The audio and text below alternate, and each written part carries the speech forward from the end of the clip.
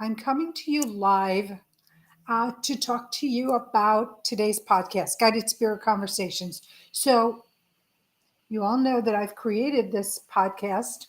I talk about how I did it with you in mind, that I wanted to bring to you a show that introduces you to modalities or have you learn more about modalities that you might be interested in the spiritual metaphysician arena. And I bring you some of the most incredible healers, metaphysicians, spiritual leaders from across the globe. And today is not going to be any different. So the podcast is going to go live at 11 o'clock Central, 12 o'clock Eastern, and you can figure out the rest, I hope. And this week's guest is Raphael Weissman. So Raphael, I'm going to read a little bit of his bio. He's a retired luthier and a harp maker. He was born in South Africa and has lived across the globe.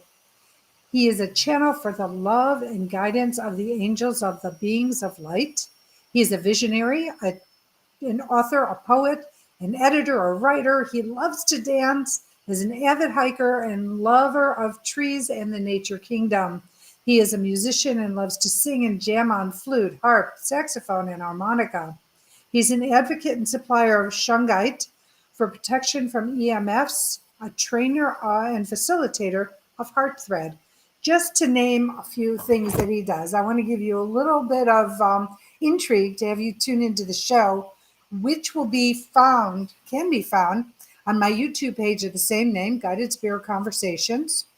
Also, my Facebook page of the same name, Guided Spirit Conversations. In addition, Instagram, Twitter, LinkedIn. So you have lots of opportunities to find me going live. In addition, this is an interactive show. So you are able to write questions through these platforms and ask either Raphael, myself, or both questions that you'd like to have answered. And we'd be more than happy to accommodate you by answering these questions. So I invite you to please tune in live in approximately 40 minutes to Guided Spirit Conversations. I'm trying to think if there's anything else. I'm going to ask that we send love and light to the people of Ukraine that are still fighting their fight, fighting their battle, trying to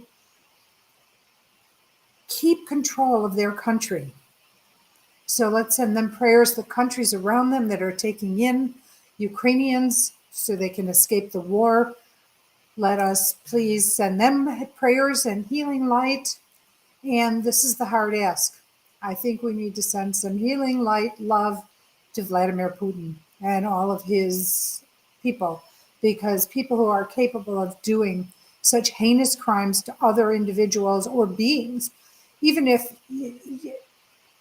well, that's another conversation, so I'm not going to bring that in, but send the love because he really needs it. As I get ready for the show and I leave you, I send you as always with love, light, and gratitude. Grateful that you're in my life in whatever capacity you're in it. And if you haven't heard these words today, let me say them to you. And if you have heard them, you can never hear them too much. I love you. You are loved. You are never alone.